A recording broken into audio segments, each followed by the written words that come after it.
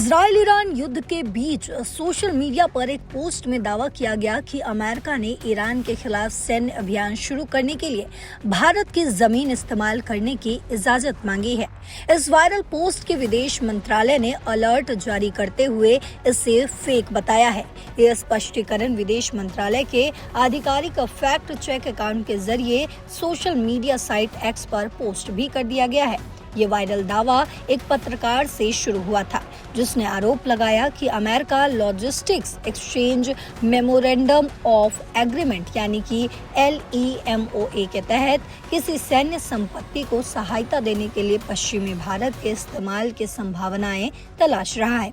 इस पोस्ट में आगे कोंकण तट के पास समुद्र में किसी संभावित तैनाती के बारे में भी अटकलें लगाई गई और इसे ईरान तथा अमेरिका के बीच चल रहे संघर्ष से भी जोड़ा गया। तो आपको जानकारी दे दे कि इस पर MEA ने इन दावों को खारिज करते हुए कहा है कि ऐसी कोई घटना नहीं हुई है। विदेश मंत्रालय ने साफ कहा कि फेक न्यूज अलर्ट, कृपया सोशल मीडिया पर ऐसे झूठे बेबुनियाद दावों और पोस्ट से सावधान रहें। वहीं अब आपको ये भी जानकारी दे देते हैं कि आखिर ये फेक न्यूज क्या है। ये दत्ता की उस पोस्ट का जवाब था जिसमें लिखा गया था, ब्रेकिंग न्यूज, अमेरिका ने भारत से एक ऐसे सैन्य संसाधन की सहायता देने की अनुमति मांगी जिसका इस्तेमाल पश्चिमी भारत से ईरान पर बमबारी करने के लिए किया जाएगा।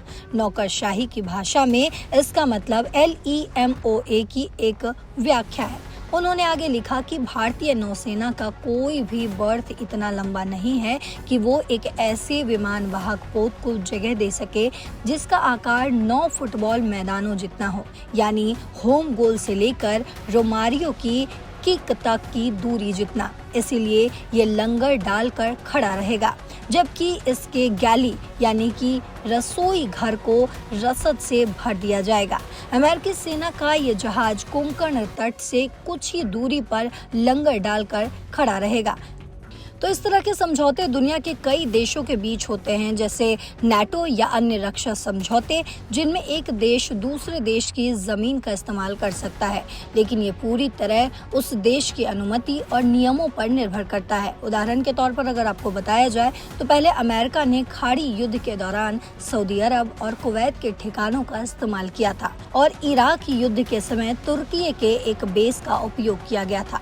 भारत सरकार ने साफ कर दिया है कि सोशल मीडिया पर फैल रही ये खबर पूरी तरीके से बेबुनियाद और झूठी है, इसका कोई आधार नहीं है। तो फेक न्यूज से हमेशा सावधान रहिए, फैक्ट चेक करिए। तो फिलहाल इस खबर में इतना ही। देश और दुनिया की तमाम खबरों के लिए देखते रहिए दैनिक जागरण। नमस्कार।